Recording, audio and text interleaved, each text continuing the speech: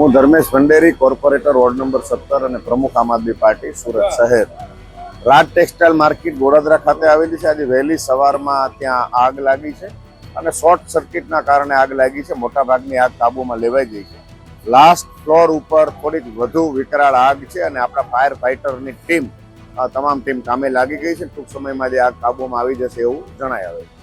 ત્રીજા માળેથી આગ લાગવાની શોર્ટ સર્કિટમાં શરૂઆત થઈ હતી, લાસ્ટ ફ્લોર ઉપર ગઈ હતી અને ત્રીજા માળેથી બધેથી આગ કાબૂમાં લેતા આપણા ફાયર ફાઈટરની આખી ટીમ, ફાયર ટીમ છેલ્લે સુધી લાસ્ટ ફ્લોર સુધી પહોંચી ગઈ છે. લાસ્ટ ફ્લોર ઉપર જ અત્યારે હવે આગ છે, બાકીની બધી આગ કાબૂમાં આવી ગઈ છે. અહીં કોઈ જાનહાની થઈ હોય એવા કોઈ સમાચાર નથી. વહેલી સવાર હોવાના કારણે હજી માર્કેટમાં કોઈ આવ્યું જ હોતું નથી, એટલે જેના કારણે જાનહાની નથી થઈ એ ઈશ્વરની કૃપા છે.